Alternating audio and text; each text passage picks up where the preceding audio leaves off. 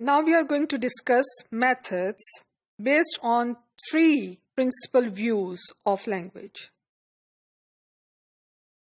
Three principal views of language include structural view, functional view, and interactive view. According to a structural view, language is seen as a system of structurally related elements. Functional view sees language as a tool to accomplish a certain function. Interactive view sees language as a vehicle for the creation and maintenance of social relation. So we see that structural view has more to do with the system of the language.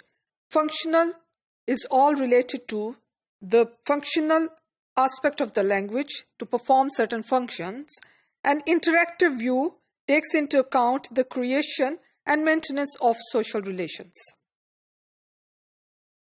We will now discuss the structural method, which includes grammar translation method and audiolingual method.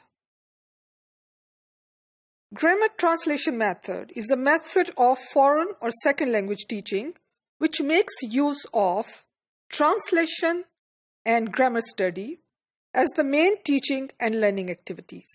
So this method focuses on the translation and the study of grammar as the key component of grammar translation method. It's driven from classical method of teaching, Greek and Latin. Key features of grammar translation method is that classes are taught in the mother tongue. All the content is taught in the mother tongue and it is translated in the target language. Most of the vocabulary is taught in the form of list of isolated words. Grammar rules are to be memorized and long list of vocabulary learned by heart. So the relation of the words in the context is not emphasized, rather it is the memorization of the grammar rules and the vocabulary list which is the focus of this method. Reading of difficult classical text begins at a very early stage. Little attention is paid to the content of the text, as the objective is the translation and not the comprehension of the text. Often, the only drills are exercises in translating disconnected sentences from the target language into mother tongue. Exercises are repeated where disconnected sentences are translated without making any sense. Little or no attention is given to pronunciation as the focus is the translation. Audiolingual method, based on behavioral psychology given by Skinner, which says that language learning is habit formation. Conditioning helps learners to respond correctly to stimuli through shaping and reinforcement. So reinforcement is key to the learning and developing of any language, and it is habit formation which is the key factor under audiolingual method. The key features of this methods are the oral skills receive most of the attention. The emphasis is on developing the oral skills, and the structural patterns and new words are presented through dialogues. So learners are exposed to the structural patterns and new vocabulary through dialogues. New vocabulary are exposed to learners through dialogues. They take into account drills. Dialogues are presented and learning through imitation and repetition is emphasized. Students are imitating the dialogues and they are repeating it. Positive reinforcement is given as the student performs, imitate and repeat, and this leads to the development of habit formation. Target language is mostly used in classroom instead of the native language. Mother tongue habit is considered as interference.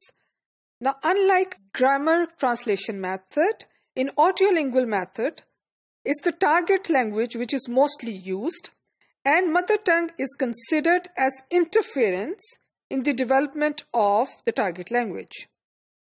The natural order of skills presentation is adhered to: listening, speaking, reading, and writing. Since it's audiolingual approach, which means listening and speaking are the main focus as compared to reading and writing. This method focuses more on the mastering of the sound system, as the emphasis is on the development of the oral skills. Functional methods include oral approach and situational language teaching and direct method. Oral approach and situational language teaching relies heavily on speech and structure. There are two elements which this method contains: vocabulary control and grammar control. Since focus is on the speech, therefore the vocabulary is considered as a very highly important factor, and relevancy of vocabulary to be used is considered. Grammar control is the structure that needs to be introduced and implemented has to be considered at this level. Key features of this method are: teaching begins with the spoken language. Speech is of utmost priority in this method, therefore, teaching starts with the spoken language. Target language is the language of the classroom. So again, like audiolingual method, the target language is the language of classroom and the use of mother tongue is discouraged. Material is taught orally before it is presented in the written form.